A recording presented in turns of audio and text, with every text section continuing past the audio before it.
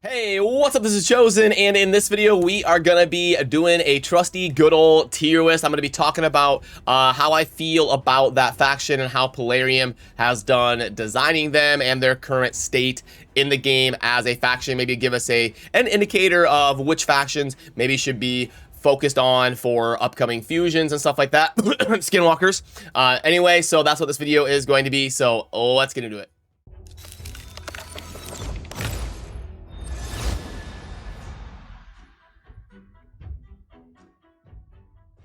Alrighty, so let's go ahead and I guess we'll just go in the order that they showed up here. It looks like this is in alphabetical order. Am I crazy or is this in alphabetical? Sacred, Shadowkin, Undead. Looks like it's in alphabetical order or at least close. So we'll go ahead and go with that. So I guess we're starting with Bannerlords. So for the Bannerlords, as far as legendaries, honestly, pretty meh. I mean, they've got a lot of decent ones like Ragwin and Septimus see a decent amount of play. Richtof is aging decently. Lord Champfort, same thing. Cathalia, Hydra, like a lot of these things are niche and okay, but there is no like Siphi, Duchess, Kymar, something like that. So then for the epics, they have added some that are really good, you know, like Archmage and things that they've released. Stag Knight was one they added technically with the Battle Pass, and Stag Knight's one of the best epics in the game. So all in all, epics okay. Rares are pretty trash for the Bannerlords. So all in all, they do have a lot of champions, just not a lot of like S tier champions maybe, but a lot of decent ones. So I'd probably put Bannerlords in like B. They just need like one of those, they need like a really impactful legendary and maybe like one more impactful epic. So next up, it looks like we've got the Barbarians. Okay, so for the Barbarians, so adding Syl was an amazing thing that they did as a login reward for the Barbarians. They've added some really good Legos here as well, like Tuaneric, Ursaga, pretty solid. The other ones that are kind of new are pretty meh. They tried to buff Yakaro. I don't know that it was enough. A decent blend of support though and counterattack with Valkyrie. All that's pretty cool. The epics, Armina's pretty solid. Haikatoon's okay. Sky Touch can be fun. Yeah, Fabrican can be all right there in the epics as well. And then for the rares, they do have some decent rares actually for the Barbarians with Marked and Berserker. War Maiden obviously is a super popular one for beginners and stuff like that. You know, not amazing. Soulbond Bowyer got the AoE A1 and stuff like that. So all in all, Barbarians honestly pretty solid. I don't know if I can go S, but I would definitely go A. They've done a pretty good job you know, rounding out the Barbarians decently well. I'd like to see maybe, you know, an impactful epic or something, and maybe like one more good legendary would kind of put them over the top. And it looks like next is going to be the Dark Elves. Dark Elves are an interesting one. They've had some really good additions recently with Lydia and Mithrala. So pretty solid legendaries. They've got some good DPSers with Ray, Foley, Zavia can blow stuff up. Vizier for some of those clan boss compositions. Blind Seer is an underrated support. Visix is honestly probably underrated. Same with Ghostborn. So yeah, honestly, the legendaries are pretty solid. For the epics, Dark Kale, Kaden, Saris is great. Sylar's fun. The epics are pretty solid. Crimson Helm has some good strategies. And then for the rares, they've got some good ones as well. Coldheart, Painkeeper, Kale. Looks like that's about it. You can do some meme stuff with Paragon as well. So yeah, Dark Elves, gosh, it'd be like, oh, it'd be like the top of A, or so. Gosh, do they have one of those like god tier Legos, like a Siphi or a Duchess or something? I'm gonna go high A for now. I like to be picky on my S grades, so we can adjust these at the end and kind of see how things are shaking out, but that's what I'm gonna go with right now. Then looks like next is gonna be the Demon Spawn. Okay, so Demon Spawn, we might have our first S here. We've got Kymar, Ixthamor, Drexthar has aged really well. Canderfon, amazing DPSer. Sishia, Wither, Duchess, obviously. The new fusion, Helicath. For epics, Allure, Dur is okay. Umbral, Padma. Ashok's in a lot of strategies for like the Spider, Magnar for a DPSer. The rares, you do have the Fellhound campaign farmer. Other than that, not that great. Gosh, yeah, but the legendaries are really, really good in the Demon Spawn. You've got two of the, maybe the top two non-void legendaries in Kymar and Duchess. So because of that, I've got to place Demon Spawn up in the S tier because they've got other ones that are great as well with Cantor, Foncitia, Wither, and really cool champions like Allure and stuff that really has some cool strategies, Magnar. So yeah, I'm going to have to put Demon Spawn up in the S. Then we've got the Dwarves. Okay, so Dwarves are a newer faction, kind of like Shadowkin, one of the two factions that have come out since the game's release. Trunda, honestly, they have pretty solid legendaries. Trunda, Brogni, Herndig, Maui, Beauregard, Mountain King, Torment. Samar can be a good summon for some of those Doom Tower strategies like Embalmel and stuff. So the legendaries are pretty solid for how many they have. The Epic's Geomancer is one of the best in the game. Demetha for unkillable comps.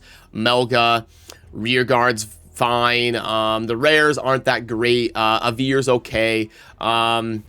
Gosh, so the Dwarves are a tough one. With them being a newer faction, they're obviously not going to have as many great Legos.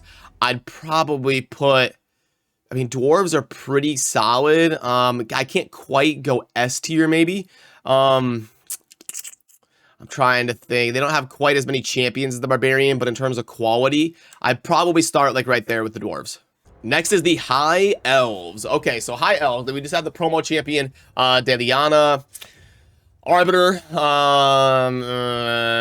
yeah, the legendaries aren't that great. And Tatura was good. They did a good job on Tatura for one of the newer champions. The epics are pretty solid with Royal Guard, Tayrell, Vergis for some, maybe not that solid. The rares, you got Apothecary, Elaine, Eris is in a lot of clan boss compositions and stuff. Gosh, I thought the High Elves would grade out better than, I mean, I miss Lysandra. Lysandra's great. Gosh, the High Elves. This might be a hot take. I think the High Elves are like high B or something. It's not letting me squeeze that over. There we go. I think High Elves, I mean, are they better than the Banner Lords? I guess we'll have to fine-tune when we get to the end here. They're probably slightly better than the Banner Lords. But yeah, that might be a hot take. People might disagree with me. But honestly, when I'm kind of looking at it compared to some of the other stuff, I'd probably go right there for High Elves. Knight Revenant on the list next here. Knight Revenant, I think they're aging pretty well. Tomb Lord, Calvalax, Versolf is probably underrated. Soulless, Hegemon, Whirlwind might be a little bit underrated. The epics are pretty solid. They've added Rector, which is an amazing epic. Skull Crown, Golden Reaper, Sinesha, Doom Priest, Sepulcher, Miscreated. The epics are really solid. Faceless can crank out damage. So really solid epics, legendaries that are okay. Gosh, what do you think here? Probably something like this. Are there legendaries better than the Barbarians? It's close, but yeah, something like that probably to start with for Night Rev. Lizardman. Okay, so Draco, Fuchsia, Razin, Krisk is amazing, Ramantu, Chogger. So they've added three really good ones in Krisk, Ramantu, and Chogger since release. So that's really, really good. The epics, maybe not as bad as people think, but not great. Yeah, honestly, not that great for the epics or the rares. So yeah, Lizardmen, they've been trying with some of the new champions that they've added for sure, but they really aren't grading out that well. It would be definitely carried by Krisk. Krisk is just a ridiculous champion. So is Ramantu, but it takes forever to get him. Sheesh. So I'd probably, it's like around that Barbarian. I might go right here, honestly. I mean, yes, Krisk is amazing, but they don't have near the epics and stuff of the Knight Revenant and stuff. So yeah, I guess that's kind of where I would land out the gate. Ogryn Tribe. The legendaries are not good for Ogryn. Biggin's awesome. He's one of the last like non-void legendaries I really want that I don't have. Gergo got buffed. He's decent. He's a little bit too squishy, though. Ignatius is fun. He's a good one. Gerptuck, maybe a little bit underrated. Epics are pretty solid. Ugo's amazing. Claude, underrated. Maneater, Skull Crusher. The rares are... Bellower's a really good early game rare. But other than that, not great. So yeah, the epics are honestly pretty solid for Ogarin. They've done a good job on them, you know, with new ones like Claude and Ugo. But the legendaries just are not that good. It'd be pretty comparable to Lizardman, I think. A lot better epics than Lizardman, though, but they don't have Krisk. They don't have that big banger of a legendary. So probably like right there. Moving on to Orcs. Orcs. So Warlord, obviously ridiculous. They don't have a lot of great legendaries, though. The epics, they have one of the best in the game in Seer. Every account wants a Seer and will use her a lot. Verask, Zargala, Bloodfeather's underrated. The rares on veterans, okay, but not that great. Yeah, the orcs really are not, you know, some of these, I'm going to have to do some adjusting here at the end because I have way too many. I might go right there for the orcs. They just don't have, they do have Warlord though. So do I put Bannerlords lower? Because Bannerlords don't have something like Warlord. But Bannerlords, the epics honestly are about the same. So maybe it would be something like that. We'll kind of make some fine tuning here at the end. Then for Sacred Order, okay, so they have added some good ones. Cardial, Archbishops is fun. Bivald, Glissy, I like for sure. They've got Counterattack as a plus because that's rare in the game. The Epics are kind of up and down. They've got great ones like Deacon, Godseeker, Phoenix is underrated. Mordecai is a new one with some fun stuff going on.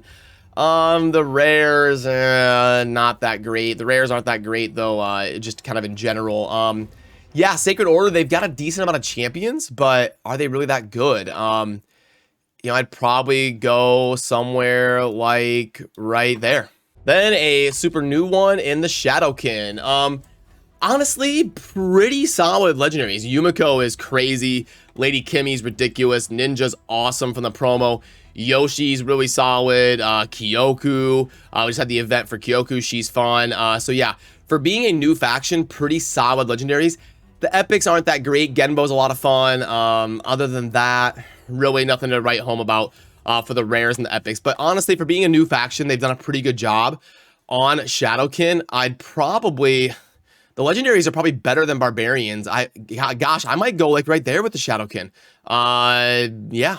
Then as we move into Undead, I think this is going to be maybe another S tier. The Undead are pretty crazy. They are cracked as hell. Rotos, Siphi, Necrit, Mashaled, Badel. So many really impactful legendaries. For the epics, Seeker, Gorgorab, Dark Elaine, Vogoths in a lot of strategies, Husk for the Hydra and stuff like that. For the rares, Grinner, Frozen Banshee. Yeah, honestly, Seducer, compared to some of the other factions, the rares honestly are pretty solid. So yeah, I think Undead is definitely going in the S tier. Just too many impactful champions that are really good for your account. Are they better or worse than Demon Spawn? Duchess and Kymar is ridiculous, but so is Siphi and Necrit and Rotos and stuff. It's really tough. Gosh, I'd probably start with Demon Spawn ahead just because Siphi and Rotos carrying it. Or sorry, I mean Siphi and Kymar. Siphi and Kymar. Oh my gosh. Take two because of... Why can't I get this right? Take three.